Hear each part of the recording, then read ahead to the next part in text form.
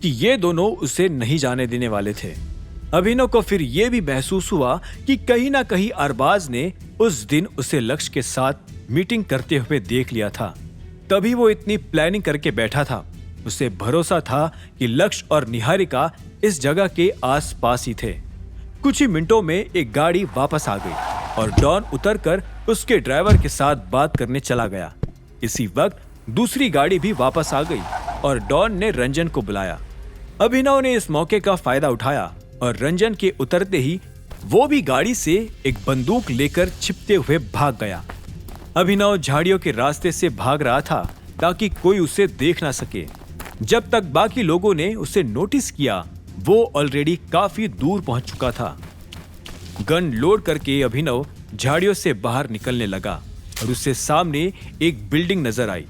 Don भी बाकी लोगों के साथ उसके पीछे पीछे भागने लगा था। डॉन के चेहरे पर डर था कि कहीं टाइगर को कुछ हो ना जाए। सभी लोग ग्रुप बनाकर स्प्लिट हो गए और अलग अलग जगह से उस लोकेशन को कवर करने लगे। वही आखिरी ग्रुप रंजन के साथ मिलकर सिर्फ अभिनव के पीछे आने लगा। बिल्डिंग में घुसते ही अभिनव ने अपने आप को एक बड़े से कमरे में पाया।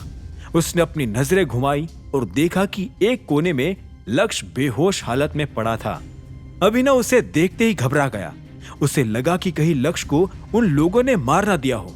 उसने उसकी ओर एक कदम आगे बढ़ाया ही था कि इसी वक्त कई सारे लोग अलग अलग दरवाजों से निकलकर अभिनव को घेर कर खड़े हो गए। अभिनव को समझ आ गया कि वो सभी उसी का इंतजार कर रहे थे। उनके हाथों में बंदूकें थी जिनके निशाने पर अभिनव था। इसी वक्त रंजन भी अपने आदमियों के साथ उस कमरे में चला आया। अपने हथियार नीचे फेंक दोगे तो एक बार को बच भी जाओगे, अभिनव ने उन लोगों को धमकी देते हुए कहा। इसी वक्त उनमें से एक हंसकर बोल पड़ा, अबे गवार, तुझे पता भी है तू क्या बक रहा है? एक ने भी ट्रिगर दबा दिया ना, यही खत्म हो जाएगा। इतने में उसका दूसरा साथी भी बोल पड़ा, और नहीं तो क्या, तेरे आदमी सिर्फ 6 है और हम 20, बच बच के भी कितने ही गोलियों से बच जाएगा। फिर तीसरा आदमी बोला, तू ही है ना टाइगर? यह सवाल सुनते ही अभिनव शांत हो गया और उन सभी लोगों को देखने लगा। उसे किसी भी तरह इन लोगों से निपटना था। इसी वक्त उनमें से एक आदमी ने अपनी बंदूक की नोक लक्ष्य के गर्दन पर लगा दी। मेरे सवाल का जवाब चाहिए मुझे अभी, नहीं तो गोलियों से सिर भून डालूंगा इसका। अभिनव को अपने सामने दोनों ऑप्शंस नजर आने लगे। एक तरफ उसे या तो अपनी आइडेंटिटी का खुलासा करना था या फिर दूसरी ओर लक्ष्य को मरने देना था।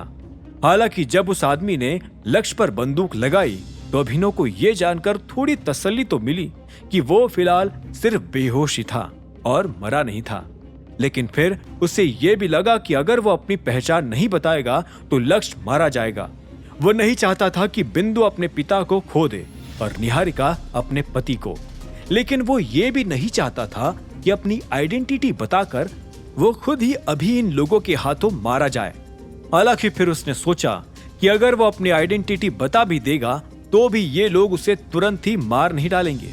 वो जरूर ही उसे सिर्फ दिक्पाल के हवाले कर देना चाहते थे और इससे पहले कि वो उसे दिक्पाल के हवाले करे, अभिनव को भरोसा था कि बलराज और टाइगर ग्रुप के बाकी लोग उसे बीच में आकर बचा लेंगे।